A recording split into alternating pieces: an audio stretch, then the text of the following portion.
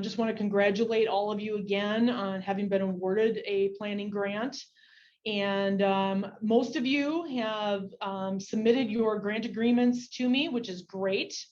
And some of you still have not, and I encourage you to get those in and signed as soon as possible. But the purpose of this grant management and grant administration workshop here is really to try to answer as many frequently asked questions as we can, provide some examples of the various steps throughout the grant process, and really try to avoid problems before they arise, trying to make the grant process as seamless and as easy for you as possible. So as we dive in here, just want to outline the various steps in the grant process that we're going to go through today. First one being the grant agreement, professional service agreement or PSA approval, the reimbursement request, amendment and variance processes, and then the final report. So we'll dive into step number one. And like I said, everybody should have been awarded their grant, which is the reason why you're here.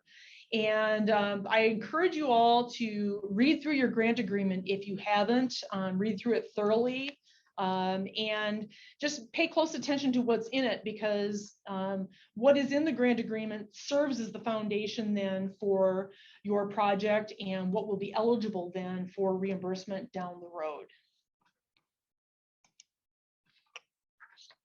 And anybody that applied for an Urban Nonpoint Planning Grant, you hopefully already know who your Nonpoint Source coordinator is. We have regional Nonpoint Source coordinators throughout the state, and it was a requirement that you actually touch base with them regarding your projects before you actually sent in your application. But just in case you've had some staff changes for any of the newbies in the room, you can see the list of regional Nonpoint coordinators and their office locations. And you can also note that there are some central office staff in Madison that work in the Nonpoint program, and Joanna Griffin and myself, we're two of them that specifically deal with Urban Nonpoint Source grants. And just want to point out, for the sake of reference and where you're located and who's attached to your county and your part of the state, you can see how our regional Nonpoint coordinators divide up their workloads by county across the state. And so just a reminder that they are your first point of contact. They're the primary people you're going to be working with during your grant implementation.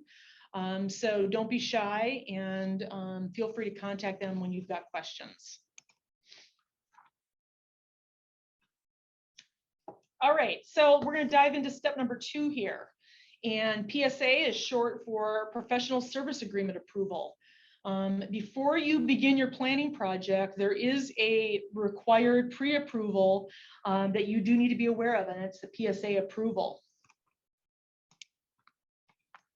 So this pre-approval is something that is required by code. As many of you probably know, our guiding administrative code for the Urban Nonpoint Grant Program is NR 155 and also NR 154. But this required approval is in NR 155, and essentially states that you as the grantee are required to get this prior approval anytime you're going to contract out with some other entity, whether it's a consultant or another governmental unit or a university. If you're going to enter into a contract for somebody to do the planning activities that are part of your grant, you need to have prior approval from the department of that scope of service. So you, in your grant agreement conditions, are agreeing that you're going to make sure that you get that prior approval from your DNR Regional Nonpoint Source Coordinator. And they're going to make sure then that your professional service agreement is consistent and eligible with regards to your grant agreement, and just making sure that things correspond down the grant process.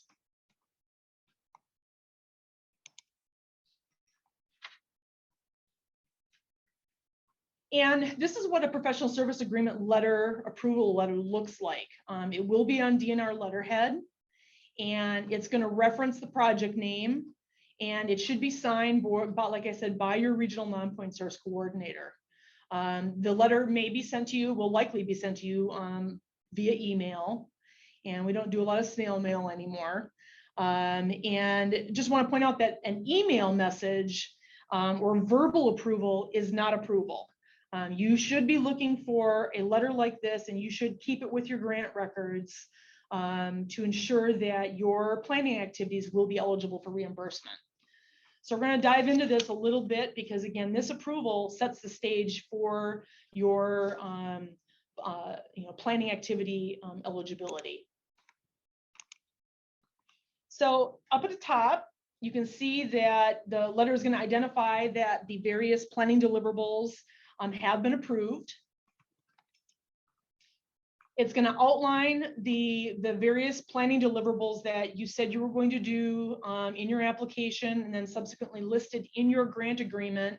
It's going to list what those planning deliverables are that are then associated with the professional service agreement.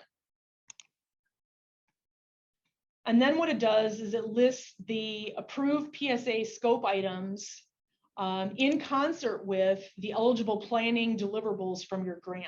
So you're making that connection. You may have a little more specificity in your scope for your PSA than you maybe do in your grant, obviously. And so if you've got a more elaborate list of scope items, we're really trying over here on the far left side to tie each of those eligible scope items to an eligible planning product from your grant. And then each of the approved scope elements will have an eligible total cost and then a maximum state share that is associated with those items. So there's an eligible total cost and then the eligible maximum state share for each of those scope items.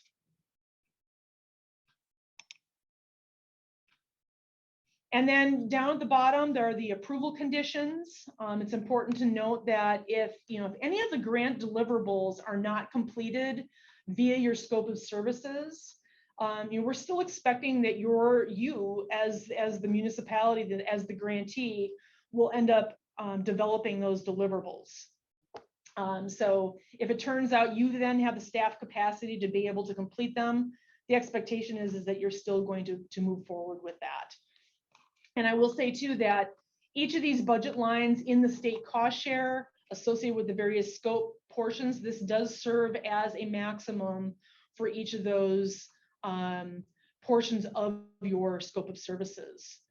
So if one deliverable for some reason doesn't get done, that funding is not on the table to be spent on these other things unless there's a grant amendment request and we work through the details of shifting funding. But generally, you are locked into each of these cost share caps for the scope of services. And you'll note that the letter itself, again, is going to be signed by your regional non-point source coordinator, being your primary contact for the project. So, we've been around, the Urban Nonpoint Source Planning Program has been around for quite a while, since the late 90s, early 2000s, and just have learned a lot in terms of conveying, what is eligible, what's not eligible, and really, frankly, every year we still get questions. And so we just want to point out some things, some clarifications regarding what are eligible planning activities. So you can see some here where we've had questions come up and we've worked through issues and had to clarify. So starting off on the list, reviewing and recommending changes to an existing ordinance or your stormwater program or plans. Reviewing and recommending changes is not an eligible cost for reimbursement if that final deliverable is not provided. So, if you're saying that you're going to update or modify your ordinance and it doesn't lead to updates, then that's not an eligible cost. Reviewing existing ordinances or programs and determining that no changes are required is not eligible for reimbursement. So it's very similar to the first bullet. And want to clarify that an ordinance and a plan are different deliverables. An ordinance is a piece of legislation coming from your municipality, and a plan is kind of a form of action, an action program for your stormwater program. And so if you say in your grant and in your application in your grant that you're going to develop an ordinance, we're looking for a piece of legislation that's been drafted. And if you're developing or updating a plan, we're looking for a plan. So those two things are very much different deliverables. The eligible expenses with developing and updating an illicit discharge program, it's important to know that those do not include the costs associated with outfall inspection and monitoring. So developing and updating that program is different than the subsequent outfall inspection and monitoring that happens. And then just continuing down the list, participating in meetings is eligible if those meetings are directly tied to the development of the planning deliverables that are being funded by the grant. And we're looking for documentation of those meetings and the things that were worked on at those meetings to justify the time associated with those meetings as an eligible cost. Moving on down the list, if you're working on a stormwater management plan, it should include cost estimates for the construction of BMPs that were evaluated by the plan. And it can identify sources of funding to construct those BMPs. But this element of a stormwater management plan is not the same as evaluating financial alternatives for funding your stormwater program. Evaluating the possible development of a stormwater utility, that sort of thing, is different than the financial components in your stormwater plan for practices. Also want to note that group membership fees are not a reimbursable expense. And, in general, similar to practices being constructed to technical standards, we're looking to see that planning deliverables are developed according to DNR guidance, particularly, stormwater program guidance. Unless you've received some sort of prior approval from your regional stormwater engineer to use an alternative approach, we're really looking for consistency with DNR guidance. So, why should you care about all this stuff? We spend a lot of time talking about the PSA approval, and it's really because it again is a foundational step. It's really critical to making sure that your subsequent work on your projects is going to be eligible.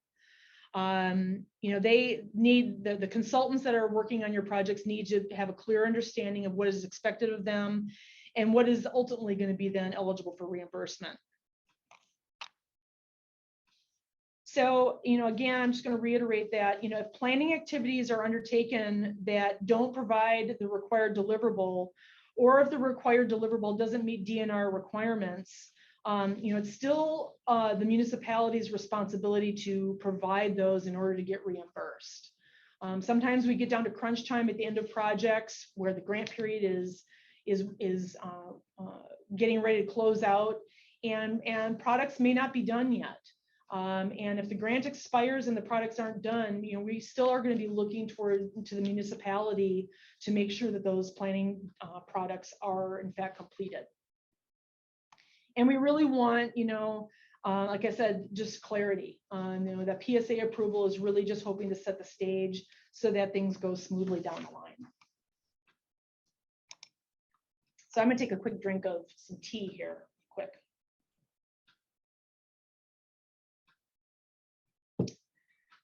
All right, I think maybe I'll pause right there. Does anybody have any questions?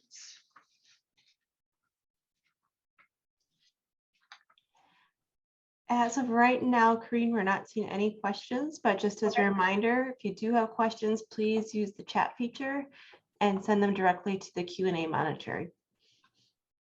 Okay, excellent. I think the one, apart from the importance of the PSA approval, kind of setting the stage, it's very much connected then to the reimbursement request. So you you get the ball rolling with your projects, get that PSA approval from your regional non-point coordinator, and you work through the steps then of developing your planning deliverables.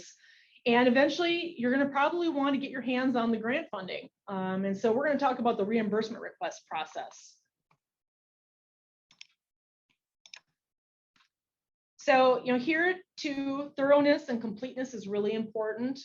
We really want to see that the DNR form, the reimbursement form 8700-336, which is available on the Urban Nonpoint Source grant website, we'll talk more about that, is filled out completely. And that reimbursement request form serves as the basis for you and DNR being able to document that the state funding that supports these grants is being used properly.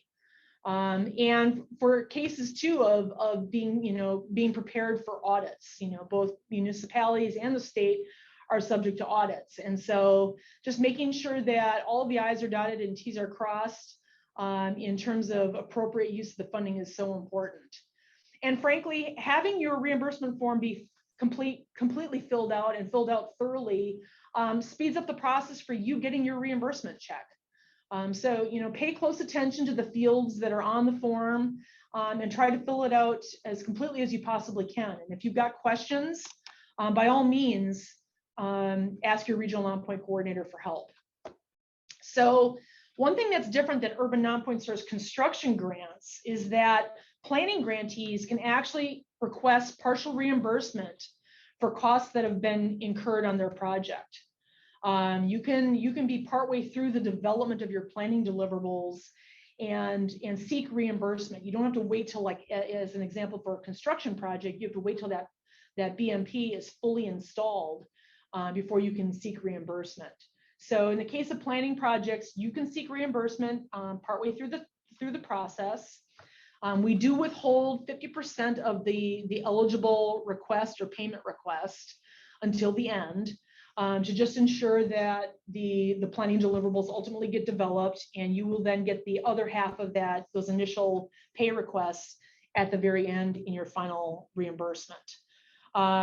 Your final reimbursement needs to come in no later than 60 days after your grant expires. Which is generally, your grant expires December 31st of a calendar year, and you'll need to make sure you get your final reimbursement in by March 1st after your grant expires. So like I said, the reimbursement request form is on the DNR website. It's on the Urban Nonpoint Source grant website. The link is listed there.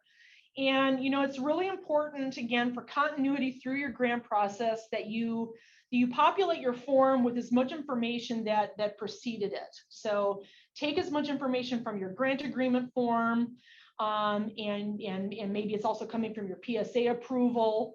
But we want to see consistent information at each step. So your grant number will be on your grant agreement, and other various data, your cost share rate, your cost share percentage, those kinds of things. You want to make sure that those are consistent throughout the various steps here. So each time you're going to seek reimbursement, it's important that you download your reimbursement form from the Urban Nonpoint Source grant website. We do periodically update the form. We haven't in the last couple of years, but that's not to say it's not going to happen during the life of your grant. So make sure you download the form each time from the website to make sure you have the most current version. And there's also instructions and a checklist on the reimbursement tab of the Urban Nonpoint Source grant website to help you out with that process. So we'll dive into the details here. I'm going to take one more sip.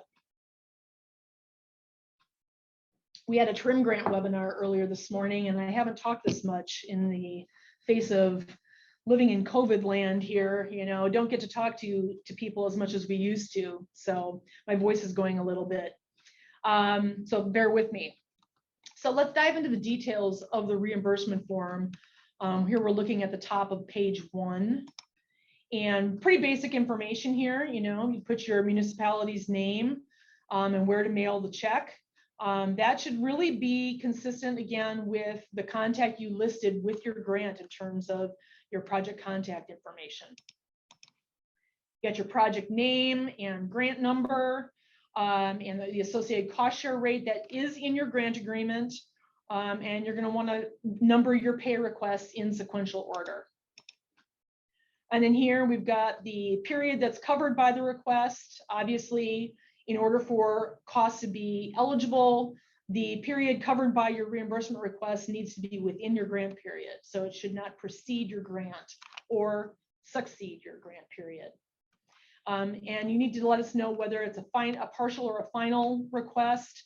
And just note that you are an Urban Nonpoint Source Planning grant recipient. So some additional tips here, again, make sure you get your cost share rate from your grant agreement. When you're providing this information for your mail, where to mail the check, shouldn't be your home address. Just kidding. It should be that from that contact page, that project contact page that you submitted, and try to be consistent. If you change office locations, you need to let us know, because we want to make sure that the mailing address, even if we do like an automated payment to you, we're still looking at the address associated with that automated payment, and we want to make sure that it's consistent throughout the grant. So if anything changes in terms of your location, let us know about that. And like I said, your request really cannot be outside of your grant period. So make sure that, if you have any invoices that are dated after, that's fine. That happens. A lot of times when you get to the end of your project, you'll have an invoice that comes in after. Just make sure it's clear on that invoice that the work was in fact completed during the grant period.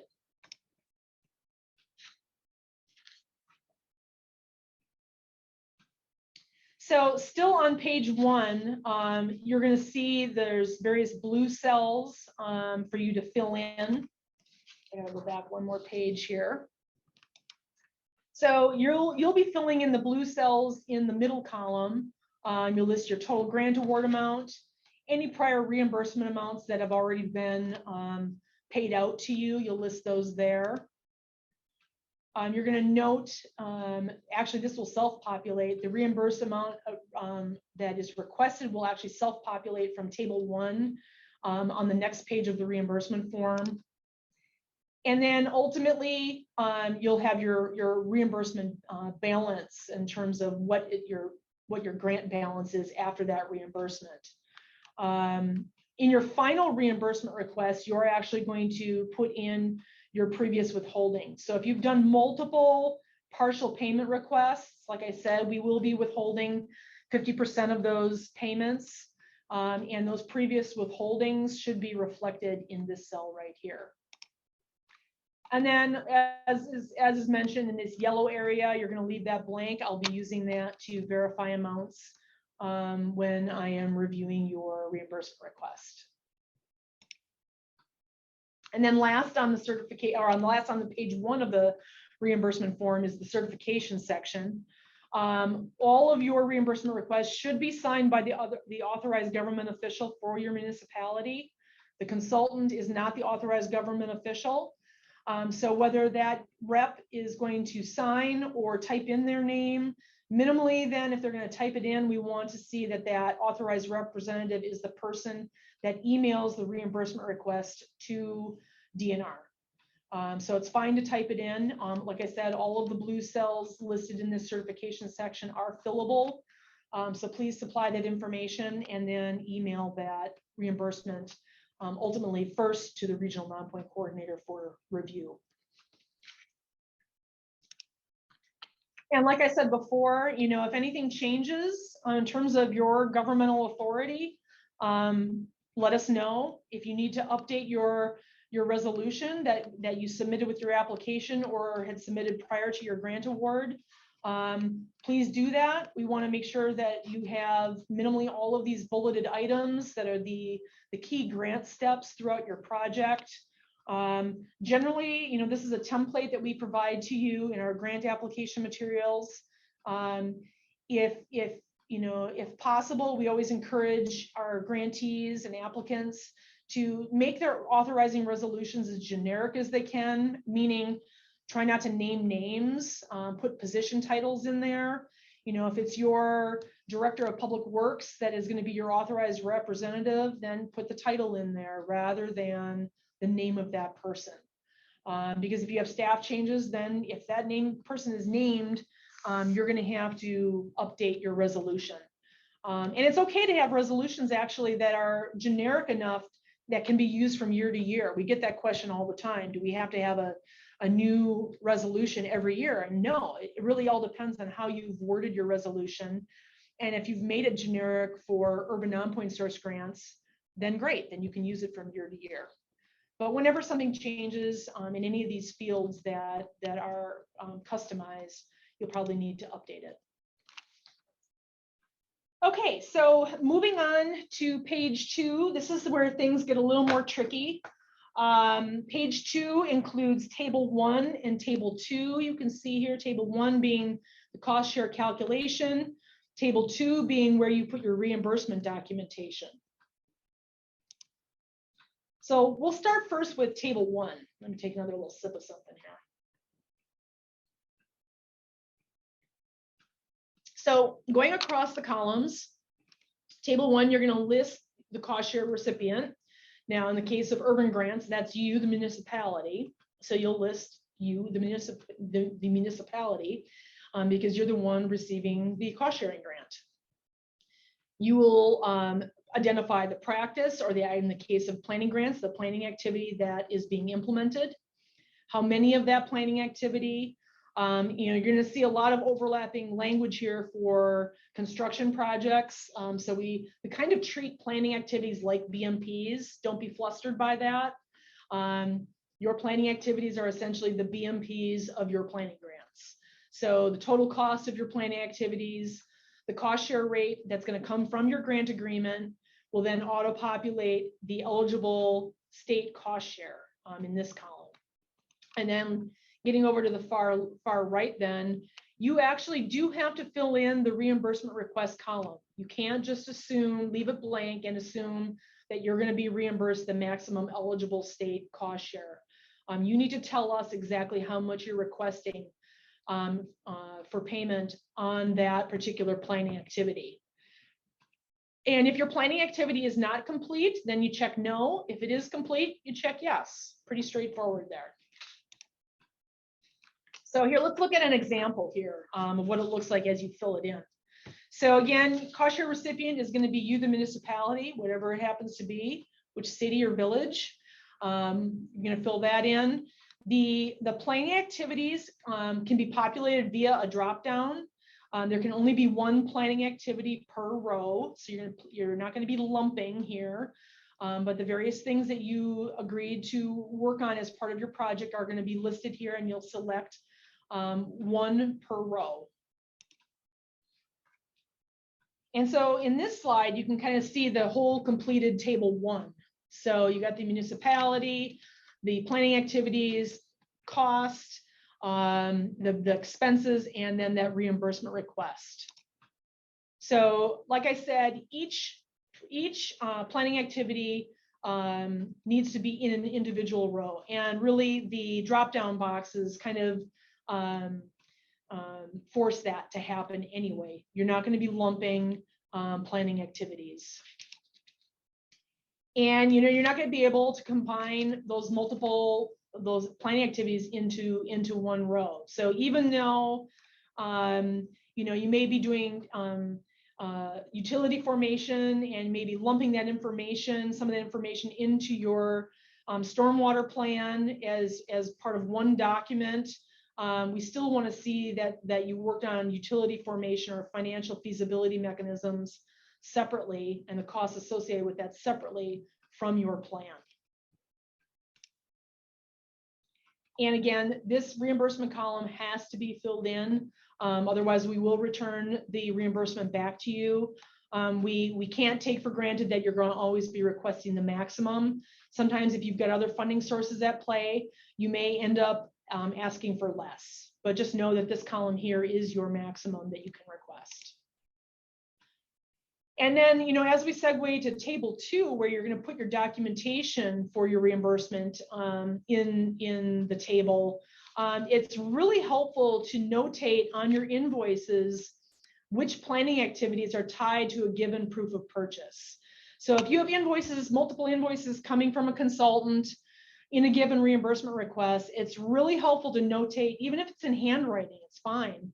Notate which planning activities, if it's not clearly stated, which planning activities are associated with a given invoice. Certain consultants provide very elaborate invoices, others do not. So if there's consultants on the line today, I encourage you to really try to spell out and notate which planning activities are associated with the work effort on a given invoice. And also, you know, if a portion of an invoice is, if only a portion of an invoice is being sought for reimbursement, making it clear on that invoice what part is being sought for reimbursement is really important. We're going to need you to kind of separate out the eligible and the ineligible costs. There may be things on an invoice that a consultant is doing for you that have nothing to do with the planning deliverables. And we're going to need you, if it isn't blatantly clear, we're going to need you to notate that out and make it clear what are the ineligible and eligible costs.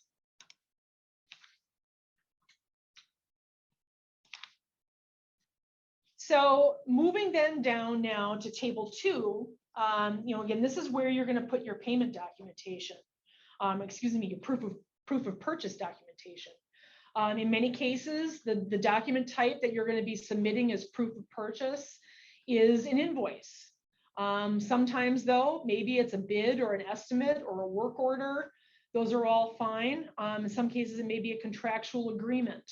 That's fine. I think most common though is typically to see invoices coming in from that professional services contractor. So you'll fill in your document type. Your document number would be the invoice number. You can see the headers here where you know, you're going to have drop-down options to be able to fill in, help you filling in those columns. So document date will serve as a drop-down. You can select the date associated with that document. Payee is going to be the municipality and the contractor. And then the BMP code is going to be the planning activity. You're going to be selecting the planning activity that is tied to that invoice. The DNR funding amount is that amount for which you are seeking reimbursement from DNR. And then the non-DNR funding amounts are that portion of the planning deliverable cost that is not being paid for by DNR. And I forgot once again that I've got action items in here. I always tend to do that. So again, yeah, that non-DNR funding amount is the remainder that DNR isn't funding. And, you know, again, I mentioned earlier that if you have another funding source at play, doesn't matter what it is. If it's other municipal funds, you're going to note that it's municipal funding. If it's some other grant source, maybe you got a grant outside of the Urban Nonpoint Source grant that's going to be paying for that non-DNR amount, you're going to want to specify that there. Okay, so now what we're going to do is we're going to just kind of show the linkages between table 1 and table 2. So, you know, when you put in your planning activity expenses, that total cost, that grand total for your planning activities needs to match up between table 1 and the grand total in table 2. So what you're doing is you're making the connection between the amount that you're seeking that's tied to the invoices to the actual cost share calculations up above. So you want to see that that's a consistent amount. The total cost should be the same. And then in terms of the actual request amount, the amount that you're requesting up here in table 1 needs to match the DNR funding amount that is tied to those invoices down in table 2. So you can see the correlation here between what is being sought for reimbursement and how it fits with the reimbursement documentation. And these values down here auto-populate, they auto-sum, and so you're looking again for those to match. Okay, so again, you know, each BMP listed up in table 1 must have an associated proof of purchase in table 2. And so you can see that here. So, you know, the stormwater plan is that pink color. It's tied to these invoices down below from Smith Consulting. The utility also has invoices for which Smith Consulting conducted that work. And then the ordinance development is tied to the invoices down here as well. Now, if one invoice, again, has multiple tasks or multiple planning activities tied to it, we're going to essentially expect that that invoice would be listed twice. So let's say this first invoice was actually for both the stormwater plan and the ordinance. You're going to want to list that invoice and then list the costs associated with the stormwater plan in one row. You're going to list the invoice again and then pull out the costs associated with the ordinance. So you may have a document here listed twice, but it's going to be tied then to specific BMPs over here. Hopefully that was clear. And then last on page 2, getting to the tail end of the reimbursement form, if it's a partial project, you know, partial reimbursement, you will need to provide a status report, and there's a space provided there to let us know how things are going if your project is on track for completion. And just a few sentences letting us know how things are going, if you've got some complications that have come up, any delays, any modifications, those sort of things. Give us a heads up that those things are happening, and maybe we need to connect and talk further. The installation verification doesn't really apply so much to planning projects, but it's there. Just want to point that out. If any of you've got construction projects, that is something where you're going to have to verify that those practices were installed, but not really applicable to planning projects.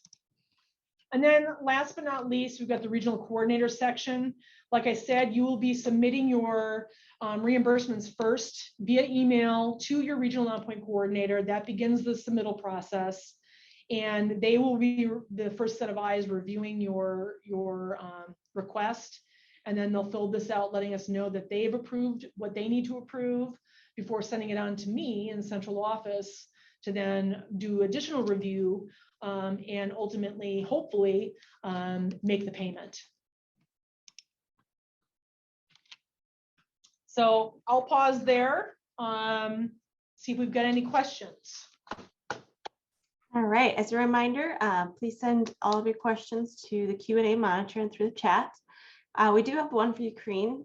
Can you explain whether or not grant administrative work by the consultant is a reimbursable cost? Generally, no. I mean, if it's as an example, I'll sometimes see reimbursement requests that include the costs associated with the consultant maybe working on the grant application.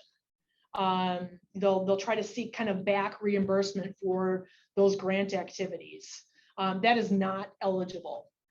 You know, developing your invoices and the administrative costs with invoicing your municipality.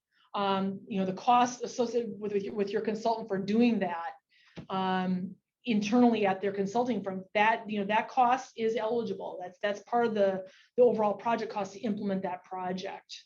You know, you really want to tie costs to the development of the planning products. I mean, I can't say that enough. I mean, that's really the focus. You know, I'm trying to think of some other examples of other administrative activities. You may have you know, consultants that are helping to create the reimbursement requests.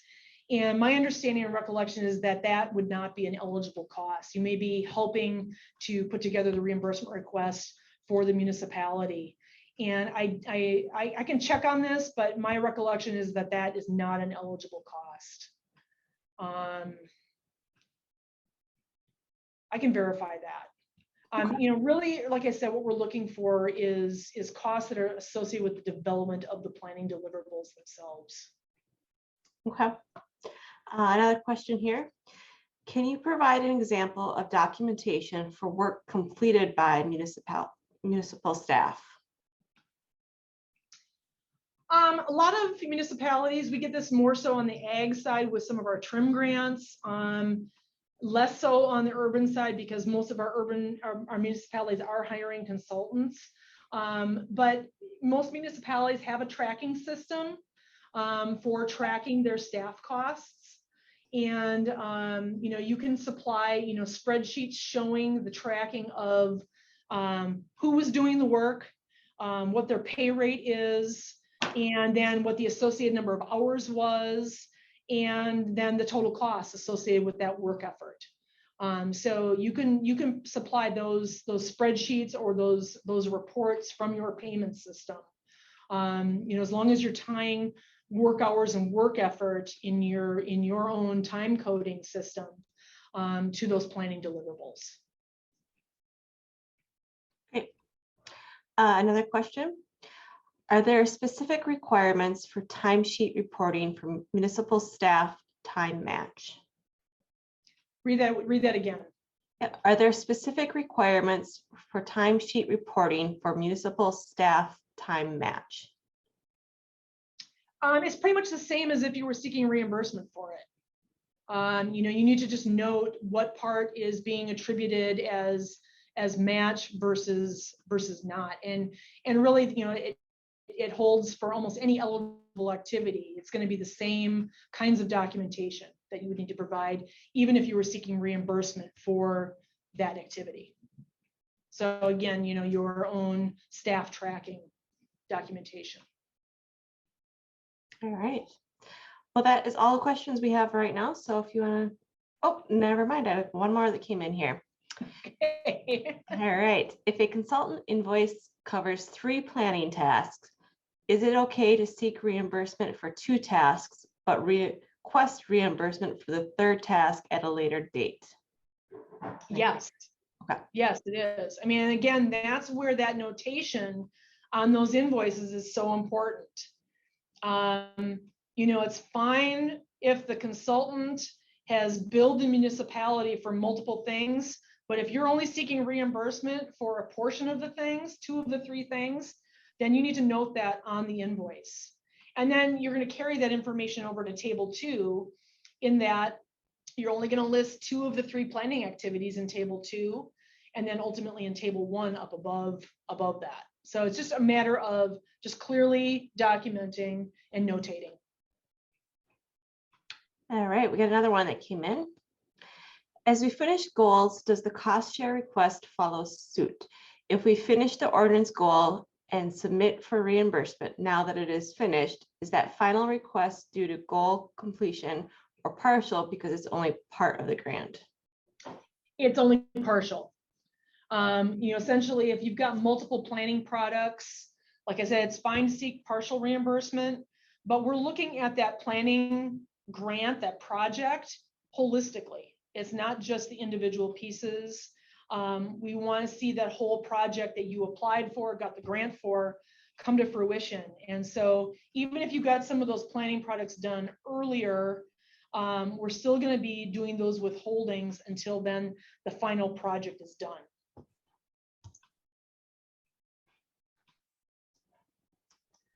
And obviously, you know, if some of those planning projects don't come to be, you know, let's say you did 3 out of the 4 planning products, you know, when it comes time for the grant to expire, or, you know, if you're telling us that you're done, you've sought final reimbursement, those budget line items and those scope items in your PSA approval are still going to hold.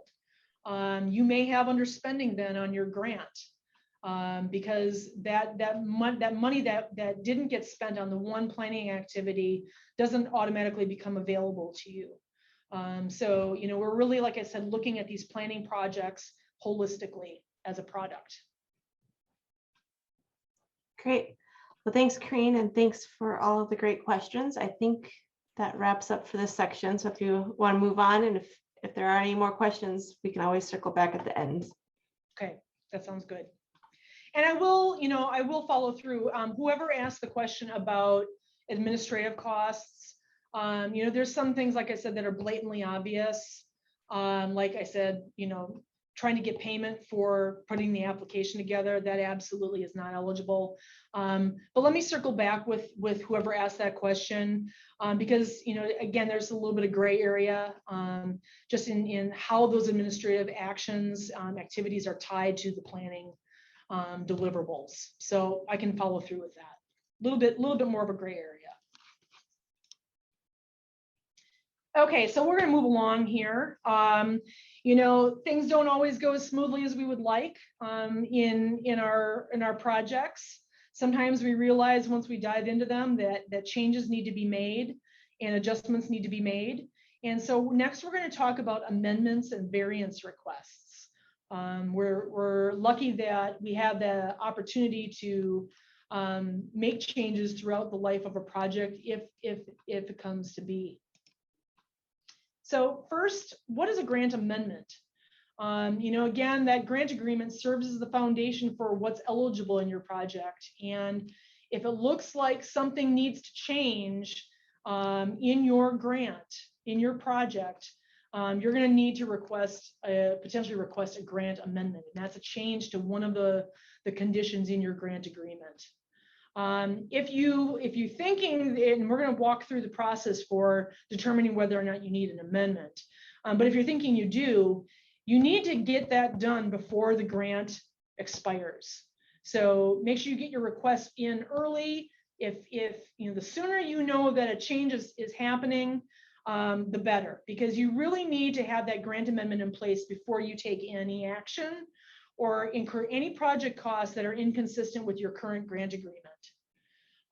So here in the bullets that incurring project costs ineligible for cost sharing under the grant agreement or in excess of the various budget lines in the agreement would be ineligible.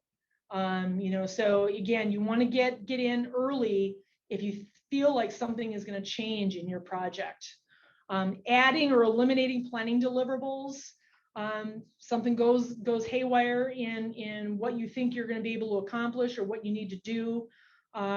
That needs to happen before you take any action in working on some new deliverables.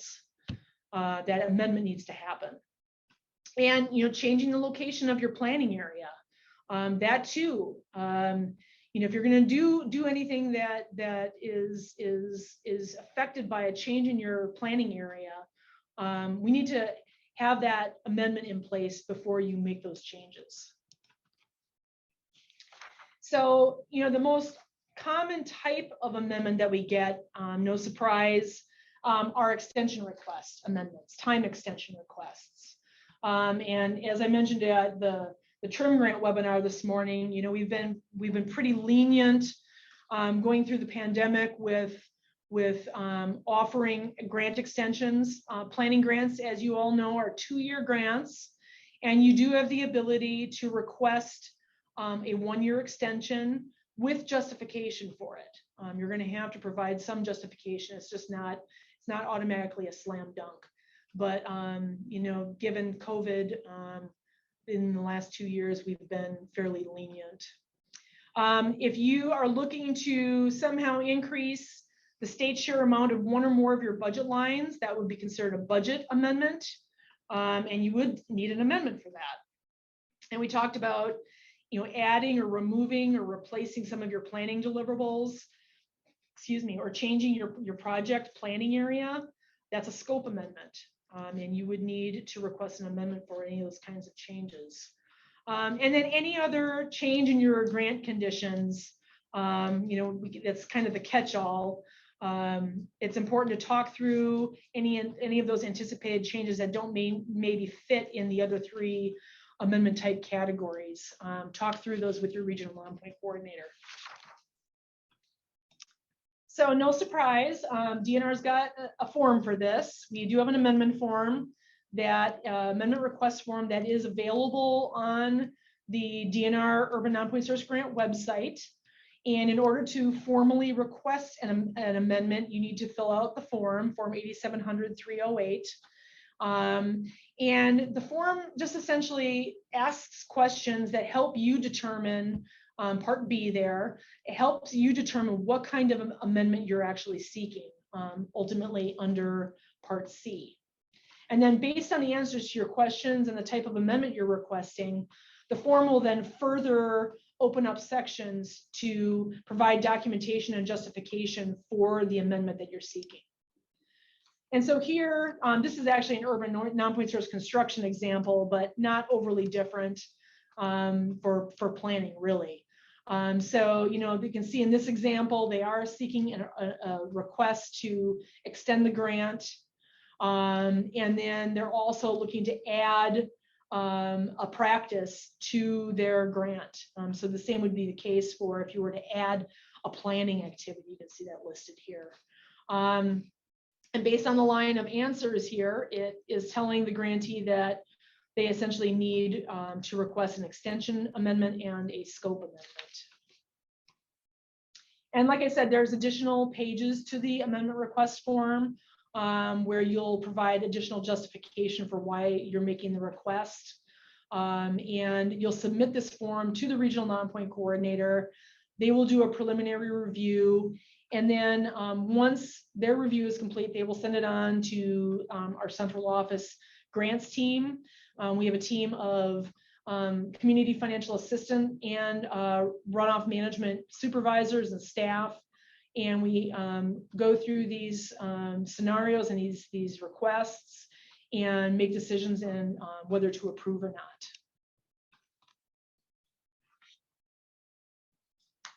So the other type of situation where, you know, changes can be made to a project sometimes results in the need to do something that maybe doesn't exactly follow administrative code.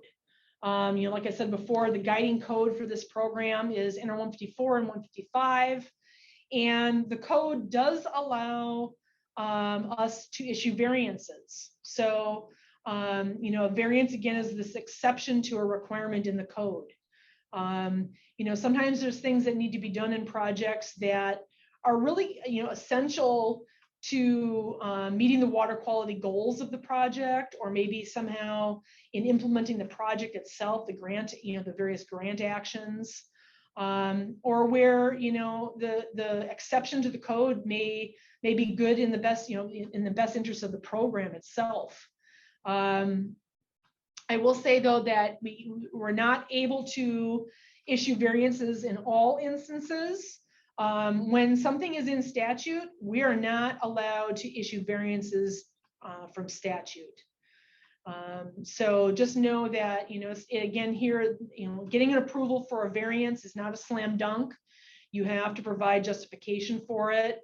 And certainly if it's something that's required by statute, the answer will automatically be no, that we're not going to be able to issue a variance from statute.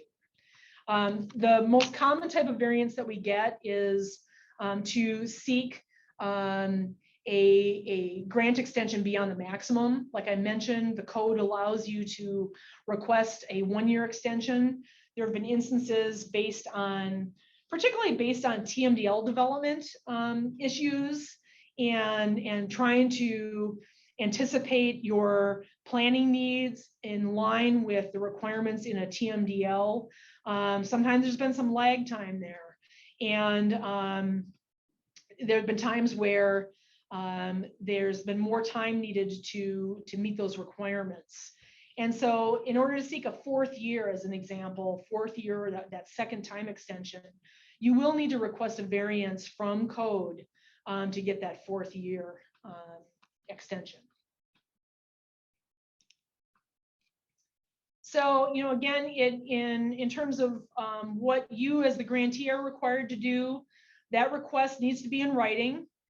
And you do need to cite the various sections of administrative code from which you are seeking that variance. And if you're unclear or unsure about what part of code is applicable, work with your regional nonpoint coordinator on that. and they should be able to help you. But that request needs to very clearly tie to the administrative code section that is being varied from. You want to provide adequate justification for that request in your written request. There needs to be, factoring in good cause, circumstances beyond the control of you as the grantee, maybe some financial hardship issues that have come up over the course of the project. There has to be some sort of justification for it. And then, like I said, you'll issue that written request. It can be via email to your regional non-point coordinator. They will do the initial review and then submit it on to the central office grants team, and then we'll review it based on your written request, based on their recommendations, and looking at it in the context of the overall program, in terms of, again, being in the best interest of the program, but also, how is it tied to the water quality objectives of your project, but also, again, being cognizant of statutory requirements. So if it's approved, we'll move forward and process it as an approval. And so just to be really clear, because there's been confusion about this, you, the grantee, will receive a variance approval letter or a grant amendment signed by the DNR's Bureau of Community Financial Assistance Director. In the case of grant amendments, I will be the one that usually signs on behalf of the Bureau Director. In the case of variance requests, those variance requests will always be signed on DNR letterhead. And same with the grant amendments, they will be on DNR letterhead, and they will be signed by the Bureau Director in the case of the variance requests. An email from a DNR staff person recommending approval of that request is not the approval. So be looking for those approvals on DNR letterhead, and just making sure that you keep that documentation then with your grant records.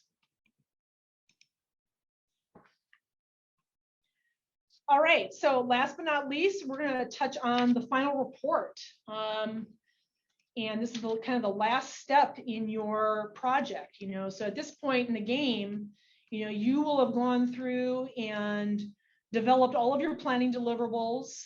You'll have them reviewed, reviewed by DNR staff, and make sure that everything, especially when you're doing planning deliverables that are tied to your stormwater permit, which is most of our planning deliverables, you make sure that they are reviewed by stormwater staff, and make sure that they are going to be consistent with meeting the needs of your permit requirements.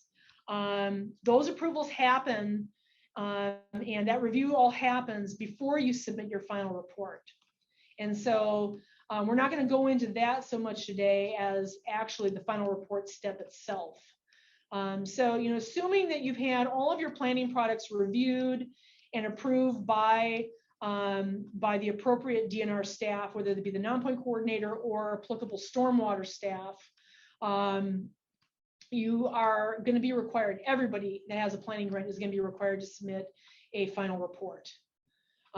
So that completed final report either can be submitted before or with your final reimbursement request.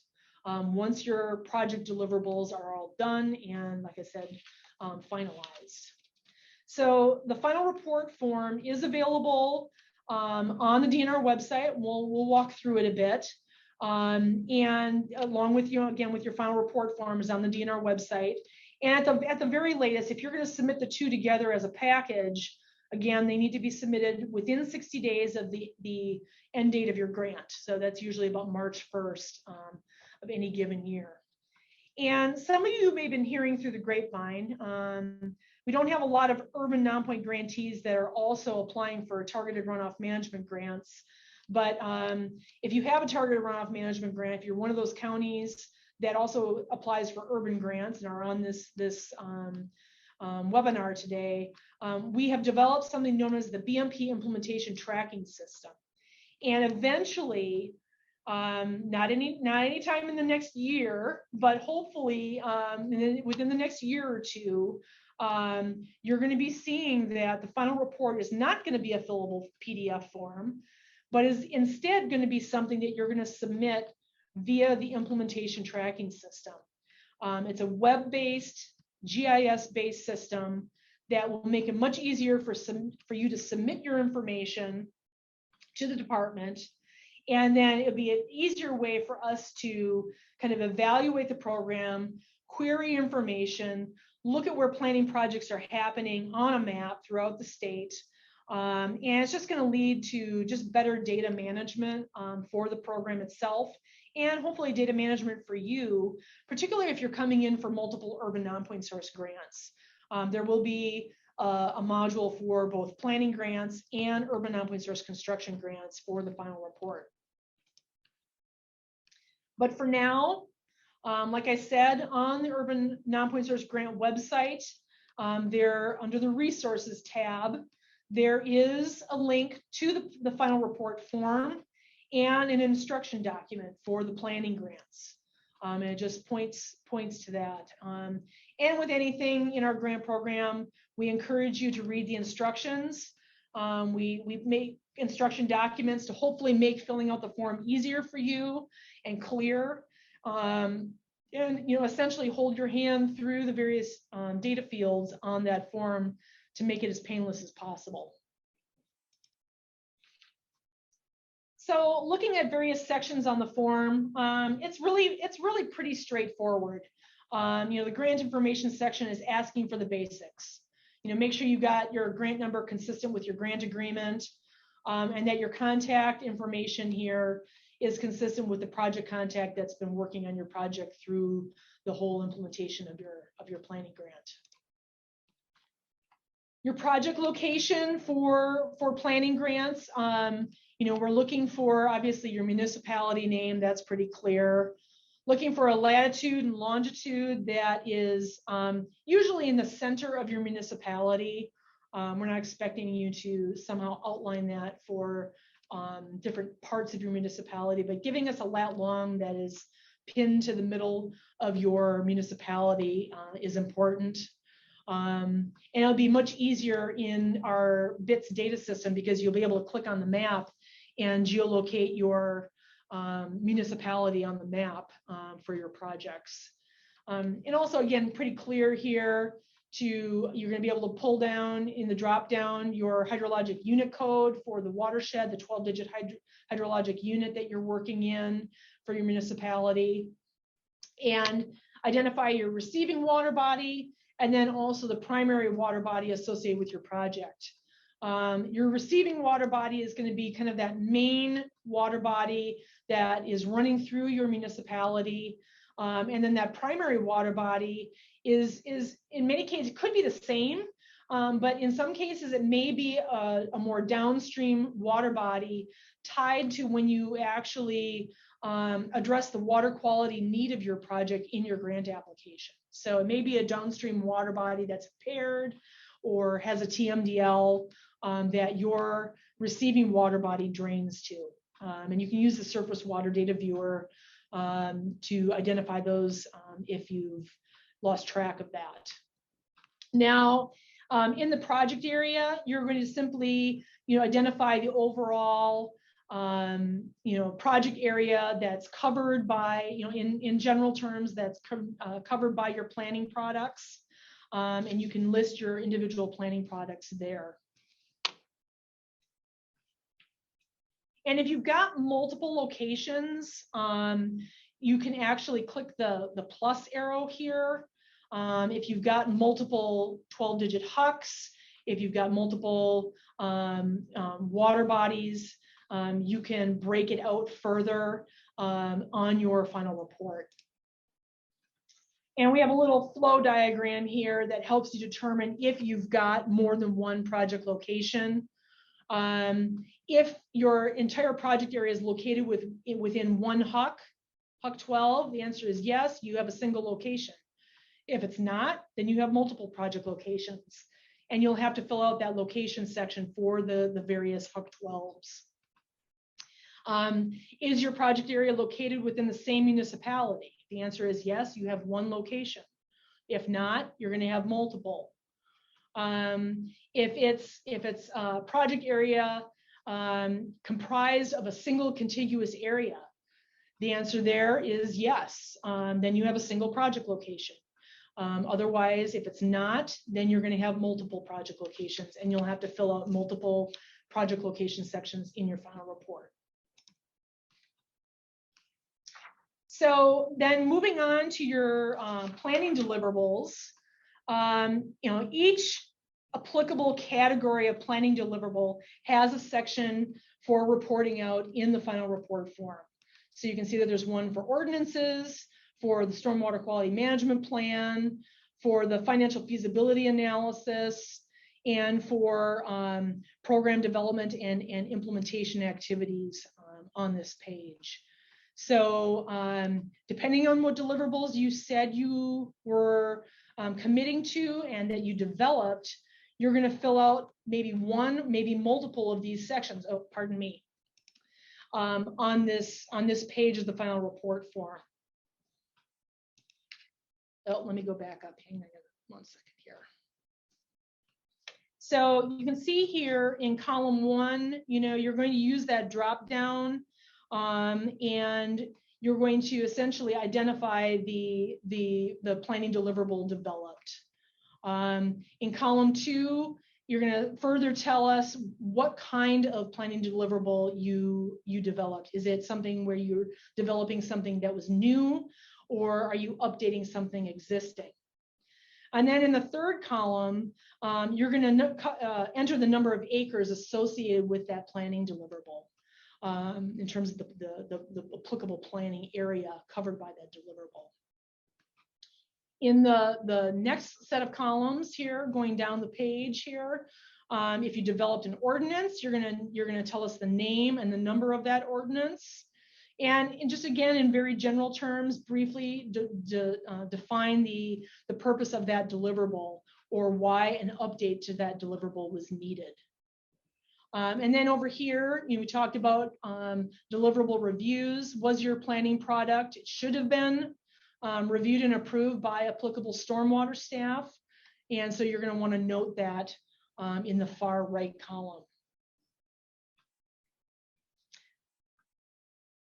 And then, there's subtle differences, obviously, based on the deliverable here. There's subtle differences to some of the questions as you go down the page, but it's all pretty straightforward.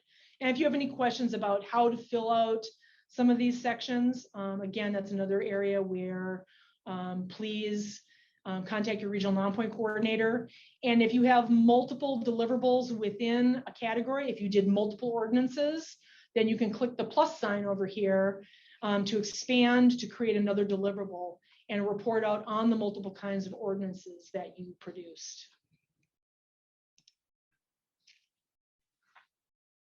Another section on the final report form is to tell us which performance standards, non-ag performance standards, were addressed by your planning products. And so there's a drop down for that. That's also pretty straightforward.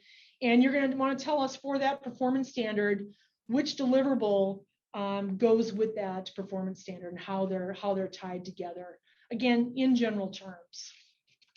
And you'll do that then for each of the various applicable performance standards and deliverables tied to that performance standard. And then last but not least, we have a project comment section. This is an opportunity where, especially when you have an ordinance or a plan, particularly in the case of the ordinances, if you want to tell us, we always like to see that ordinances ultimately get approved or adopted. This is that opportunity to tell us about that.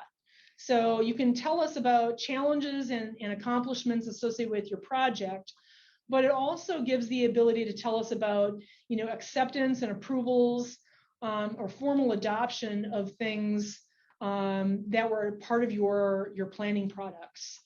So there's some narrative space here to tell us, you can give us the date and the governmental body that approved, city council, whatever it might be, that approved your planning products and create a record of that there.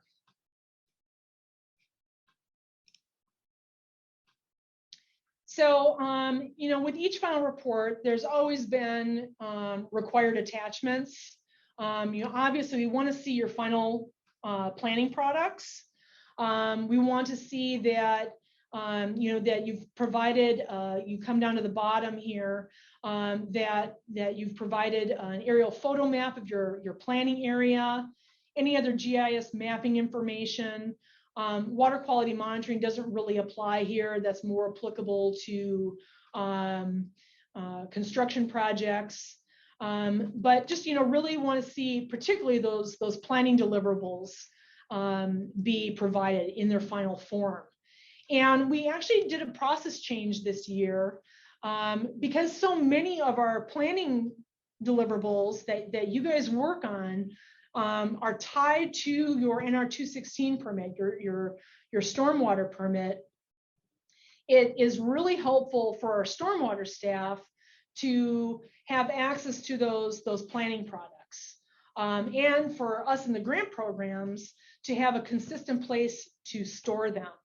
And so earlier this year, we actually made this change in that if you are a permitted municipality and your planning deliverable is tied and required by your NR 216 permit, we are requiring that your planning product be uploaded into the water e-permitting system. All of you with stormwater permits should be familiar with the water e-permitting system just by virtue of having a permit. If your planning product is not required by your permit or by a permit, maybe you're not a permitted municipality, you're going to send your planning deliverables to your regional nonpoint coordinator, either via email or via Wisconsin Box. And we can give you a link to Wisconsin Box. It's a new cloud sharing option that we literally just got in the last month. So much so that our regional nonpoint source staff don't even know about it yet. So it's very new, but because some of your deliverables have hefty file sizes, we now have a cloud share option.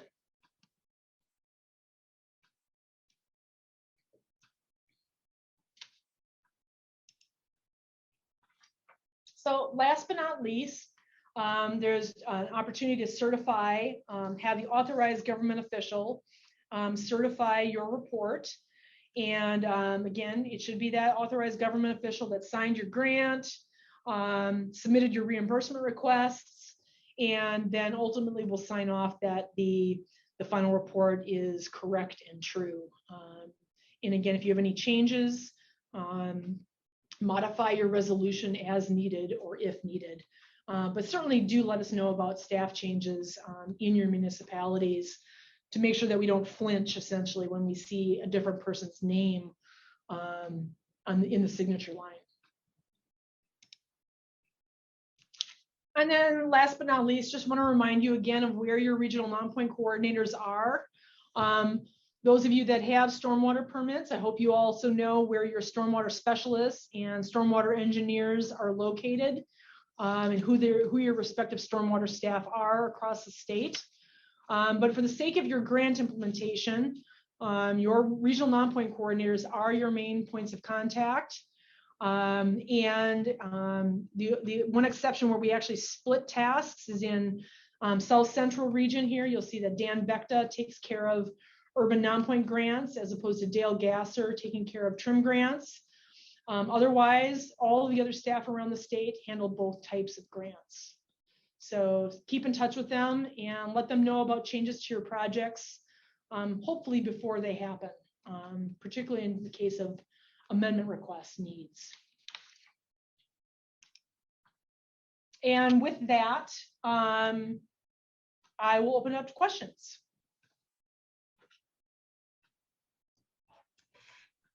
Thanks, Corinne. I'm not seeing any questions popping up quite yet, but we'll give it a little time. Okay, good.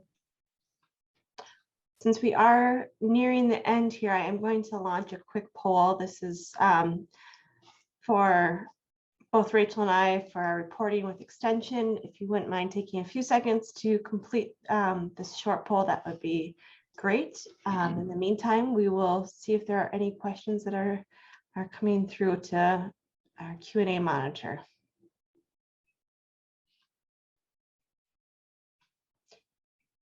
Again, as a reminder, this recording will be available. It'll take a little time to process and transcribe, but we're hoping to have it available by late next week. So look for an email with directions on how to access the recording.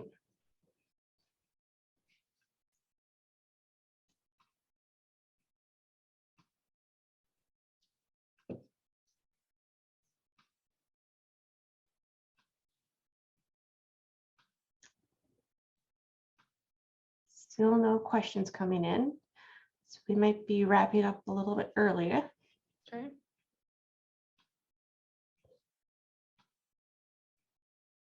Give folks a few more minutes here.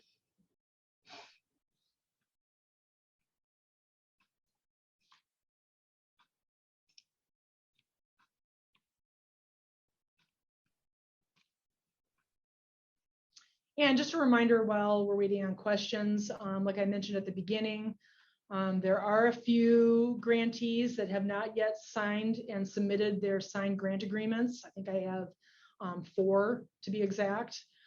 So if it's one of you, please get in touch with us and let us know why there may be some delays. Sometimes it has to do with timing with city council meetings, whatever, for getting the necessary green light to sign. That's totally understandable. That's fine. But we will be checking in with you to see at some point here, if it goes much longer, whether or not, in fact, you are going to accept your grants. But there's still some time.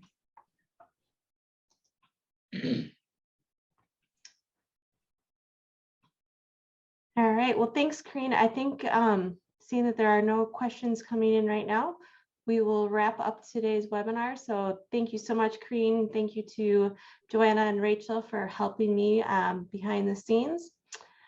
And do you have any final words for the group? Just wishing everybody best of luck in implementing your projects. And thank you again to Rachel and Whitney and Joanna for helping me out. And I hope this was helpful for everybody. And just keep in touch and wish everybody well with implementing your projects. Wonderful. Thanks again, everyone, for joining us. Take care. Thank you. Thanks.